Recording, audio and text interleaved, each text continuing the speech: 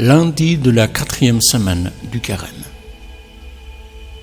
De l'Évangile selon saint Jean. Jésus revint à Cana de Galilée, où il avait changé l'eau en vin. Or, il y avait un fonctionnaire royal dont le fils était malade à Capharnaüm.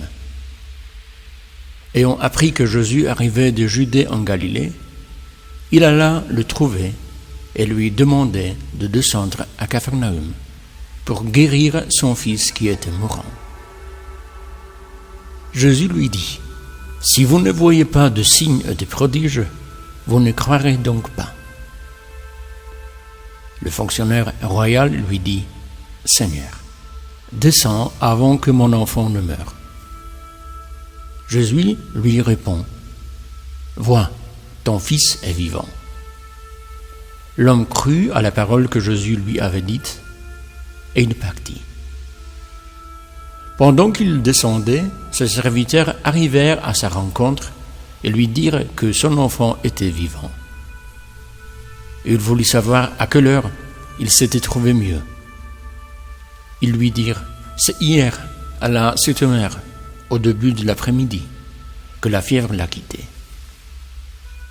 Le père s'est rendu compte que c'était justement l'heure où Jésus lui avait dit: « Ton fils est vivant. » Alors il crut, lui ainsi que tous les gens de sa maison. Très souvent, nous interprétons la foi en termes de sacrifice, d'effort, de devoir, de fidélité à la tradition et d'exigences difficiles. La foi vue de cette façon ne transformera jamais nos vies.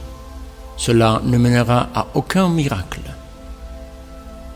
Le fonctionnaire royal qui demande au Christ un miracle pour guérir son fils mourant vient à la rencontre de Jésus. Et même si à la première invitation du Christ, Jésus réprimande cette attitude et le met à l'épreuve, il est déterminé. Il est étonnant qu'après les paroles « Ton fils est vivant », l'évangéliste note: « Alors il crut, lui ainsi que tous les gens de sa maison. » Le fonctionnaire royal qui a vécu un miracle après avoir rencontré le Christ a adopté une attitude de vie complètement différente. Lui-même et toute sa maison ont cru. Alors, si tu veux vivre la foi, trouve du temps pour l'adoration du sacrement, pour une rencontre avec Jésus. Prends la Bible en main, lis et médite la parole du Seigneur. Et tu y croiras, parce que tu rencontreras Jésus.